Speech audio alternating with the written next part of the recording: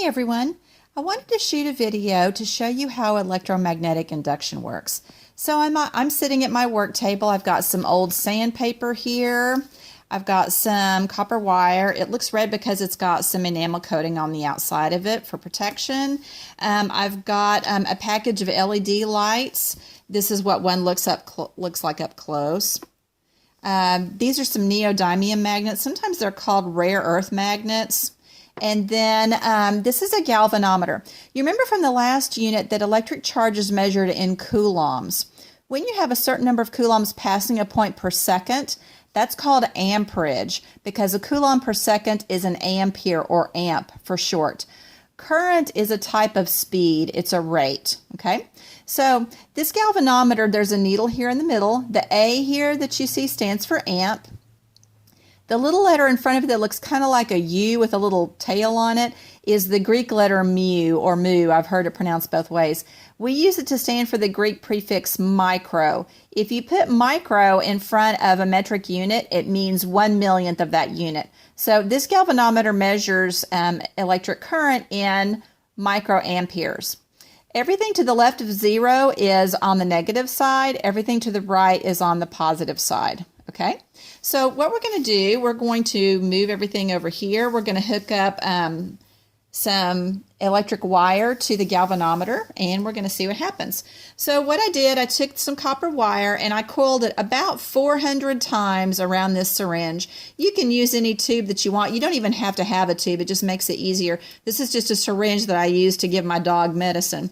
So there are two ends of the wire, or the coil. So what I'm going to do is wind each end to the galvanometer. To wind it a couple of times and then screw it down so you have good contact. And I'll do this on the other end as well, to the negative end of the galvanometer.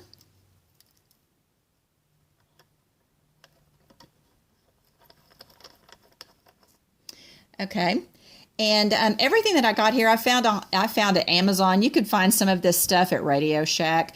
The galvanometer you could find at Home Depot, but it wouldn't look like this. It would be a digital one. I wanted this one because I wanted you to be able to see the needle move back and forth. Okay, so I'm going to stick the magnets inside here. And you'll notice that if it's just sitting in the coil and not moving, the needle's not moving either, is it? But look what happens if I move the magnets. The needle starts to move, doesn't it? Okay, and it moves from negative on both the negative end and the positive end. Remember that this coil of wire has about 400 turns of wire on it, and so it goes from about negative 400 to about 400. Okay, all right, so let's pull that out. I'm going to disconnect this one. And we're going to get another coil of wire.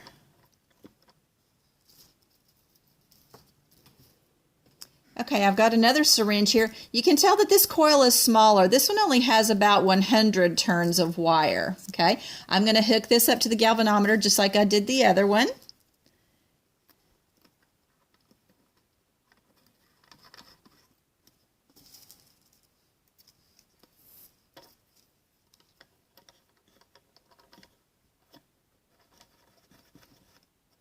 And we're going to do the same thing. I'm going to pass the magnets through, and I want you to watch the needle this time.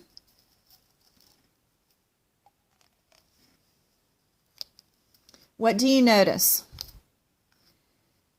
The needle isn't going as far to the left or right of 0 as it was earlier, is it? Okay. In fact, it goes from about negative 100 to about 100. Okay. So what's the relationship between the number of coils of wire you have and the strength of your electric current? Okay, based on what you've witnessed, you can tell that the more coils you have, the stronger the electric current. And again, if the magnets are just sitting there, there's no electric current passing through, is there? The magnetic field has to change for electric current to pass through. Okay, so this is all fine and good. Let's use a practical application for this. So I'm going to disconnect this coil.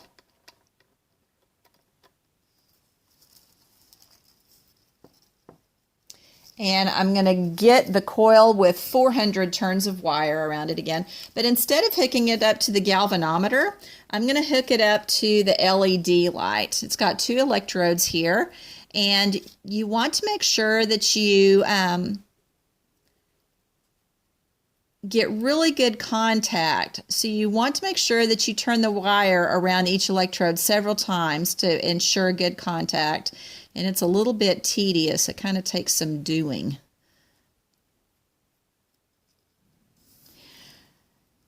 Okay, so now I've hooked this up to the LED, both ends of the coil, and I want you to watch what happens. If I just pass the magnets through slowly, nothing's happening to the LED, is it? Okay, but watch what happens if I move it quickly.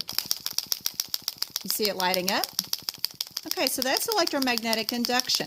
Okay, the word induction comes from the word induce. So if you induce something, that means you're causing it to happen. Okay, so if you're inducing electric current, you're causing it to happen. And the only way that that happens is if the magnetic field, which is caused by the magnets, is moving constantly. Okay, if you have any questions about electromagnetic induction, please feel free to reach out to your teacher.